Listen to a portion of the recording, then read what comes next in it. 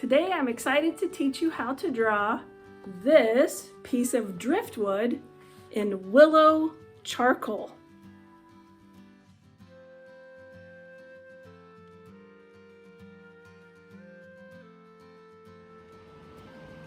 We get to learn a new media today, willow charcoal. All right, so take a good look at your stick and notice that it is shaped like a stick. You can see little holes where leaves used to grow and that it's not perfectly straight because that's how the branch used to be shaped. And I would like for you to break it right in the middle. We break it on purpose because it's brittle and it will break anyway. And we break it on purpose so that we get to decide where it breaks instead of it just breaking off in pieces randomly and we have a bunch of little pieces. After you break it, notice you can see the little holes in the middle. That's where the xylem and phloem brings food and water to the plant. Very exciting. So charcoal is made by burning wood, but reducing the oxygen so that it doesn't burn up into like a pile of dust, so it oxidates and gets black throughout and soft throughout. And so we're going to use willow charcoal for this project. If you have vine charcoal, that will work just as well. However, compressed charcoal or charcoal pencils, not so good, because they have glue mixed with them that make them more permanent, and they are more compressed, hence the title compressed charcoal. So they're more density and they'll be blacker and darker and they will stay when you don't want them to. As you might imagine, charcoal can be quite messy. So it's a really good idea to put down some newspapers on your working space to collect the extra dust and stuff. So make sure you lay it out smooth so that you don't have any big, deep, foldy wrinkles that can show up in your artwork later. We're also going to do quite a lot of blending and rubbing. So even if you have not used tape in the past, this is a really good project to start taping your paper onto another piece of paper so that we can really use our hands and tissues and things to rub this color in and have it be still while we do that. Also, this paper is a drawing paper, not a watercolor paper, so it's pretty thin and it'll be good to have the extra strength of a backing paper upon it to help when we draw so that it doesn't just tear through. And now to prepare our paper for this project. So this is going to be a bit of a grisaille type project, meaning that it's all going to be kind of done out of gray. Grisaille from the grease gray. And so we're going to take one of our two pieces that we broke apart and kind of lay it on our art and let it fall. And then we're going to pinch it and we're just going to go kind of all over with a gentle but repetitive method. We're going to get pretty dark, but we don't want to get dark all at once. Like you can see the fold where I have newspaper under there that's got a fold line. Oh, I better move this out of my way. So you just want to keep going in circles, make it all the way to your corners. We're not pressing really hard. These willow charcoals are made out of natural wood, so sometimes there will be hard knots, so think of like knot holes in wood. And if you were to press really hard, those knots could actually scratch your paper instead of being able to put a consistent gray coating upon your space. So you want this to go everywhere. And you notice the height of the tape won't let it get exactly in the four corners. But that looks pretty good, kind of like when an old-fashioned TV set was not coming in very clearly. Then you're going to take a tissue and scrunch it into a tight ball so it doesn't have any tails wagging about. And then we're going to go in a circle to rub that into the paper further.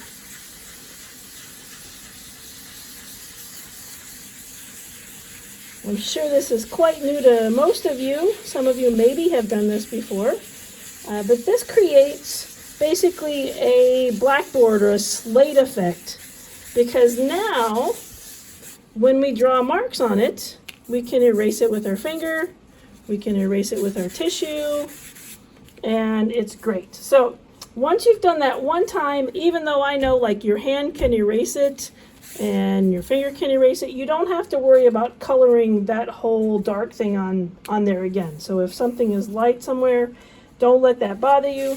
We just needed a nice ground of charcoal on there on which to draw our new project. So we're happy about this, and we don't need to do that again. So don't do that again. And we can either use the stick that you just used to put the gray on, or the other half that you haven't used yet to draw our project today. Also, we will be using charcoal next month, so try to save your charcoal. Don't squish it on the floor into a million bits of dust. Kind of keep track of it, because we will use it next month as well.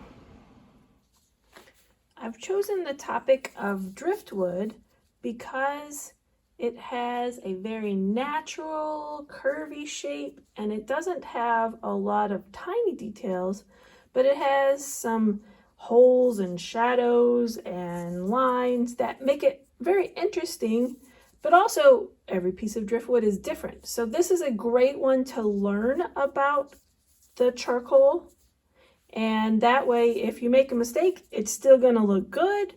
And it's the best way to just kind of learn how to use this very messy type of drawing material. I've put a grid on my paper so you can find where you are when you get started on different things, and to help you see the negative spaces for when we go along. This is going to be a close-up of a piece of driftwood, and so, well, best thing to do is to just dive in and get started. All right. So the first thing I'm going to do is find a line just above the helping line, and then kind of cross over it about the middle and just kind of leave that there for now, because this is a very twisted piece of driftwood. On this side, I'm going to keep the line that I've drawn a midpoint on and kind of come up a bit and go above the line to the midline, about there.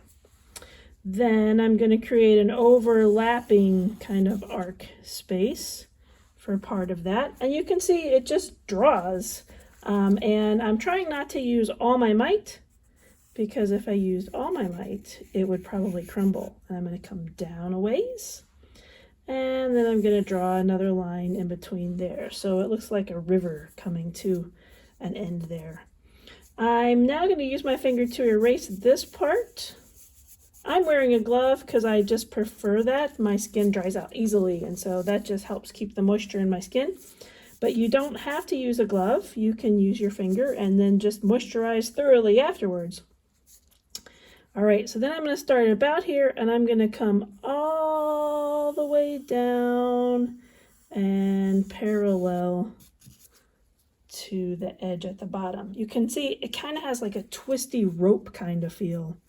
And then there's this nice knot on my log right about here. Okay, very fun, very, very fun. All right, I now am going to start a little higher up about here, and I'm going to go this way, and then I'm going to cross this line here, cross that line there, and go very much almost to the top, and then kind of even out as I exit in that top corner. Very fun twisting motions. And then there's a bit, this line continues over, and as it gets about here, there's this branch that kind of comes up from behind and just kind of gets chopped off with another branch coming out from it. Kind of looks like a robot dog face up there. Okay, there's a robot dog face. Oh, noticed a bit crumbled off? Yep, there it is. You want to pick that up and move that off the side because it can draw too. All right. Next, I want to come next to my robot dog face with like a wiggle, and then go left to my helping line. Then I'm going to work my way down. I don't want to stop exactly here, but kind of close to there, because this is an upward twisty branch that's happening. And I get to use my finger to erase the helping line here and inside of there. I'm going to draw at the top now, because if you notice, if you lay your hand down, you can kind of erase the lines that you have. So it kind of makes sense for me to go up here first. I'm floating my hand in the air. That way I'm less likely to accidentally erase. Oh, we can go ahead and erase this line now.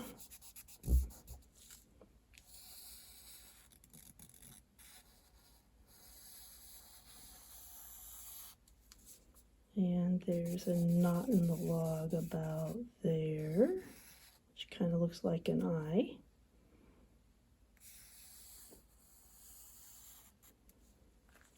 Okay, so we got that top part finished. And then I can return down here. So in about this space, I'm going to put another opening. Kind of looks like a pair of tweezers. And above it, I'm going to start this way and copy down and go all the way to here. Erase that helping line out. Close up my tweezers and stop a little higher up here. Close up my tweezers very close, and close it up there. If this is a little too close, I can erase it so I've got a distance there so that I can have it come around and stop at the same point. Then I have a line that's under it that goes up to this line and over. And this is going to close up there. Get to erase all of this helping line. Get to start here and work my way that way. Get to put another diagonal that way. Another one there. A line there. And then kind of come across the outside of these all the way over to there. All right, now I recognize that doesn't look like much, but that's driftwood for you. And you know, close enough definitely counts on this one. So I think we'll be pleased with our results, and you'll definitely get a feel about how this charcoal stuff works. I noticed a few more edge lines up here that I want to include. So kind of going this way to show that twistiness there. And there's a piece of wood that goes off the page here and here, and a kind of a knot that goes there. So that gives it just a little bit more weight down here and makes it a bit more interesting. And now we can start shading. Okay, so we already have our gray tinted paper. Remember, don't erase with an eraser at this point. If you need to make a helping line go away, use your finger to rub it away. If it still sort of shows, don't worry. It'll go away a little bit later, or it won't, and it will become part of it. But anyway, don't use a real eraser because that'll mess up the effect later. All right, so now we're going to color in places. So you can see I'm holding it like this. I'm not holding it like a pencil. That way I can float above it. And then I'm going to create more dark areas this way. I'm following the design. I'm going to head above this eye like that. You can see the dust kind of piling up. I'm going to leave that there for now.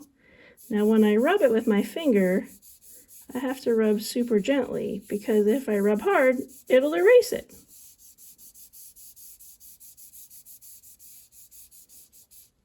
And I can kind of rub my other lines a little bit so that they get thinner, so I can erase next to them. And next to them there. And then I can repeat and go a bit darker.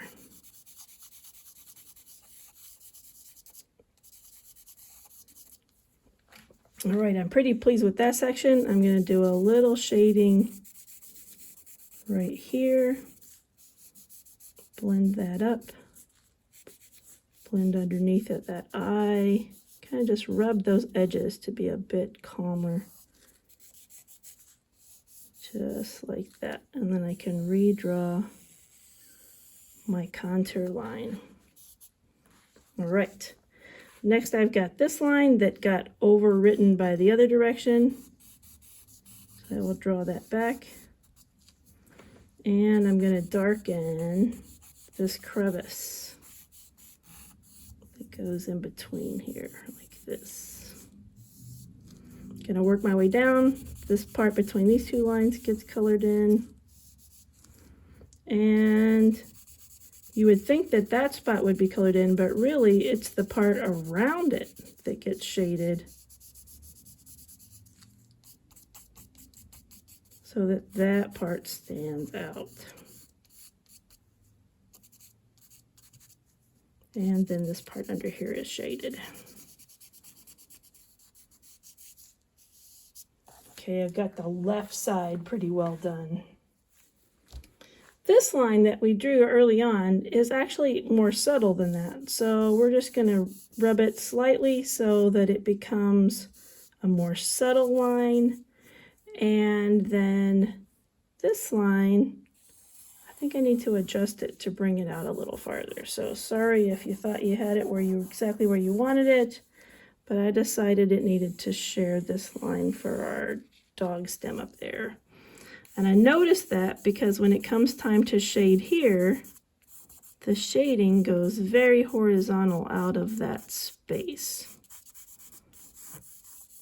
Okay, so there's my horizontal. Think of that as like grain in the wood.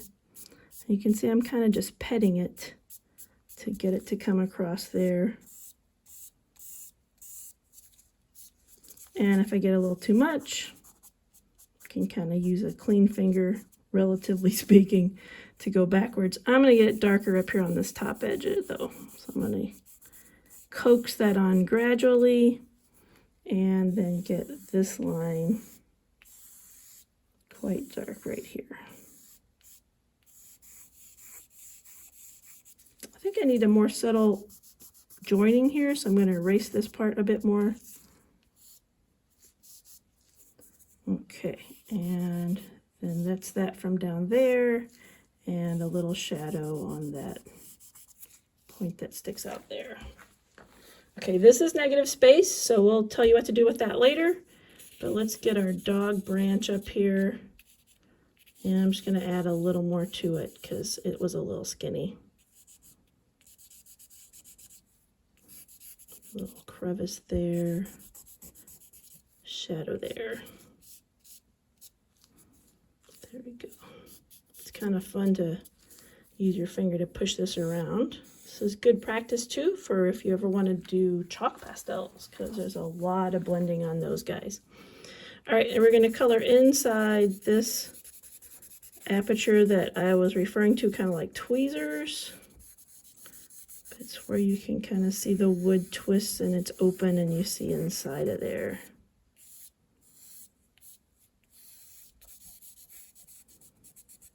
It's quite dark. And I'm just going to kind of darken this a bit more here too, under this fold.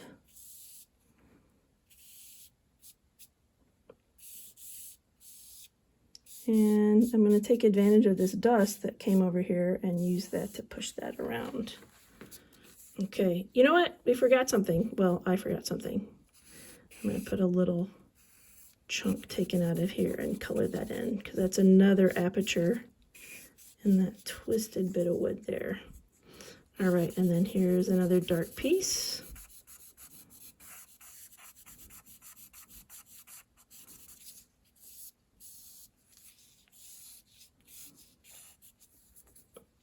And then shadow up these crevices. And periodically, there's these little holes, which are kind of oblong, kind of like the stick that we're drawing with, so that's pretty cool. If you want more pattern, cactus skeletons can be quite fun to draw. They have a kind of a grid-like nature to them that are very fun to draw. And Georgia O'Keeffe did some cow skulls. They have the nice contrast of colors of bright darks and lights.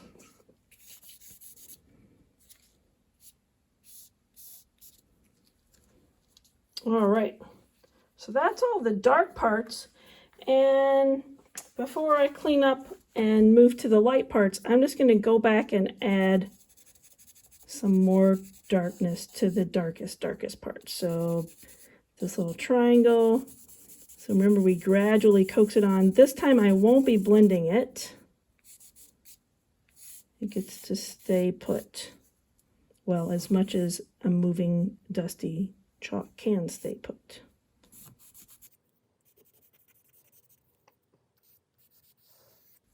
So it's kind of like getting those lines back on.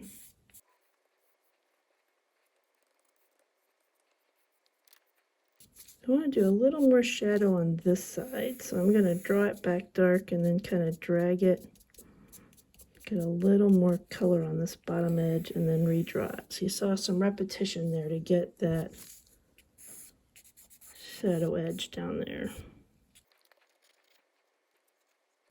All right, I'm pretty happy with that.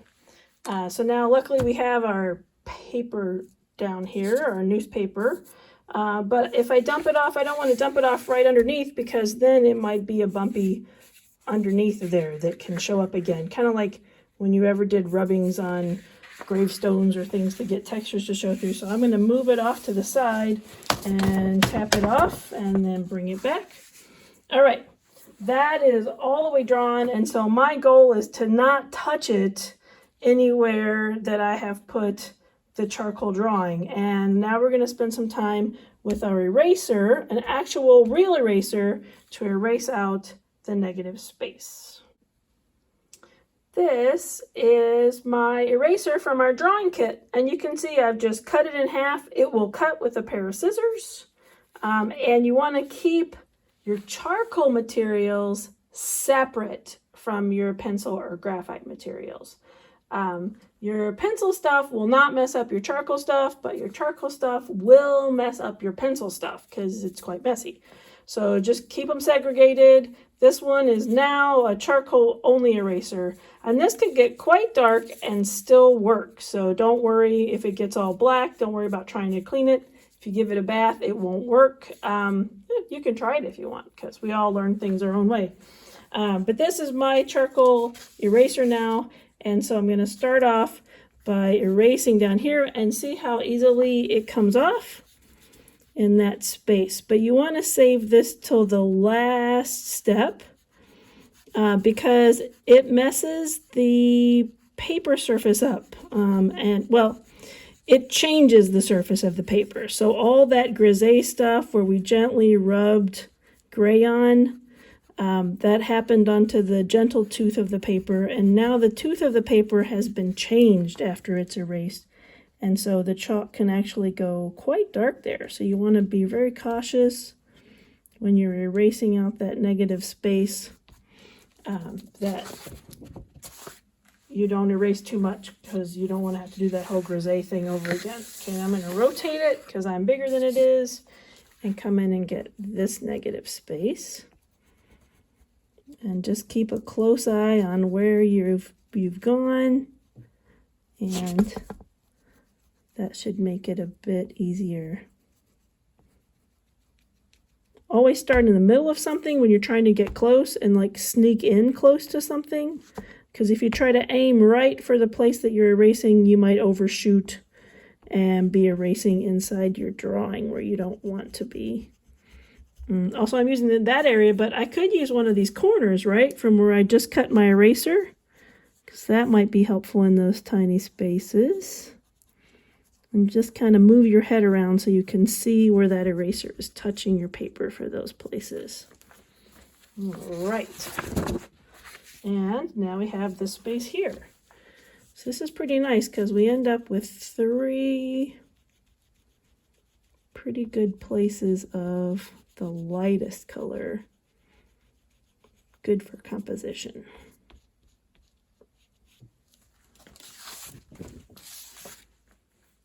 All right, we have our lightest lights, we have our darkest darks, and we have our medium grays. And so now it's time to do a bit of highlights. And you're like, oh no, what are we gonna do? Well, get your eraser stick, and you know, there's lots of different eraser sticks. I have this one in my hand right now, so this is what I'm gonna use now. And again, we're gonna be drawing with our eraser basically. And so we're gonna put kind of striations of highlights on these upward places where the light would hit the most.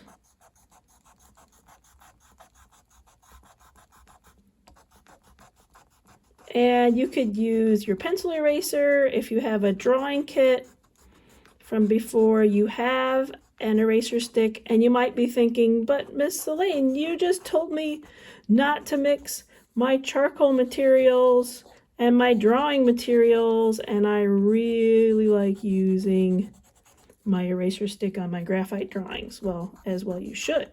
Especially some of you have become portrait artists now, so that's pretty exciting. I'm just going to show you what to do. So first, I'm going to get my eraser stick quite dark, drawing those little striations of bright light on there.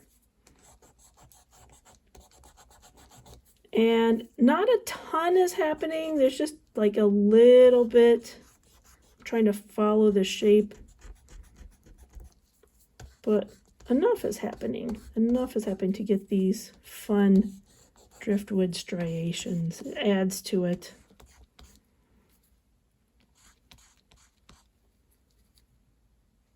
Oh, I just noticed a spot I needed to erase with my eraser. Okay.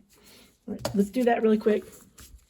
This part in here is supposed to be really bright, so I'm going to get my... So there's actually 4 bright white places, and this was bound to happen, so it was good that it happened now, so I can show you. I erased too far, so now I've got to gently put that line back in and then follow it with my finger. Okay. All right. That was a close one. And draw a little line with my eraser stick.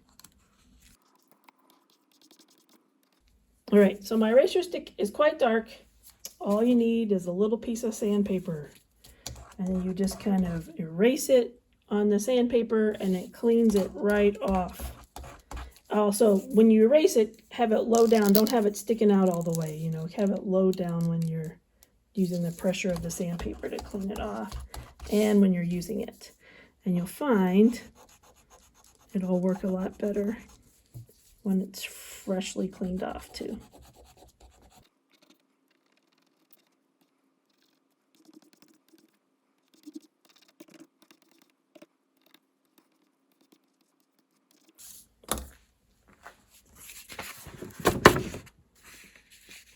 Okay, so that is our twisted driftwood picture.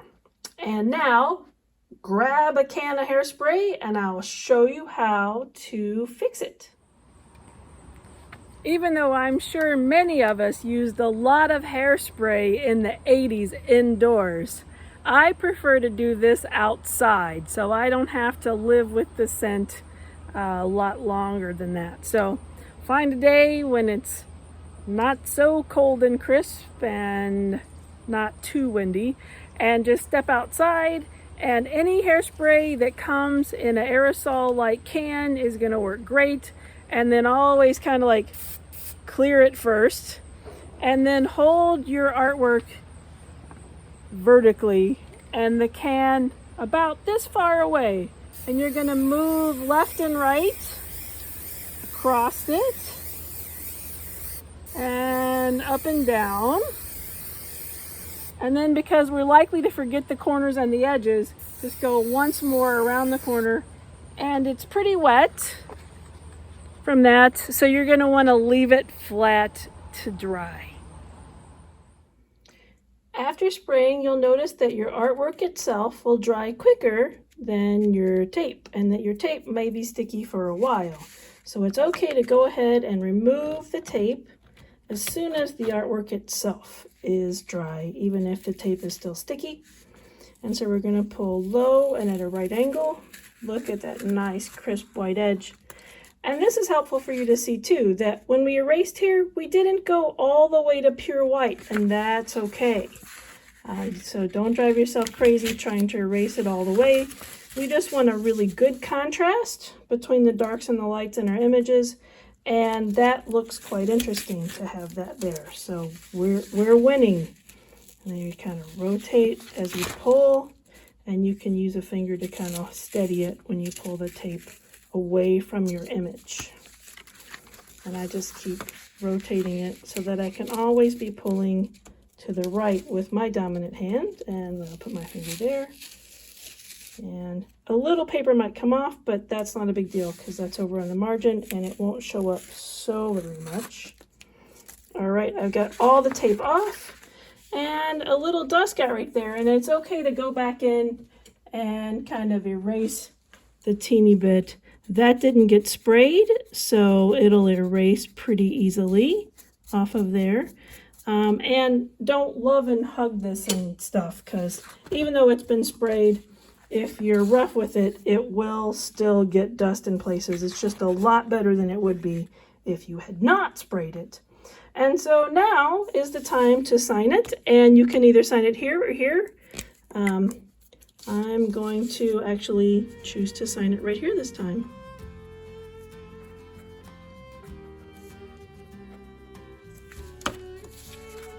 Ta-da!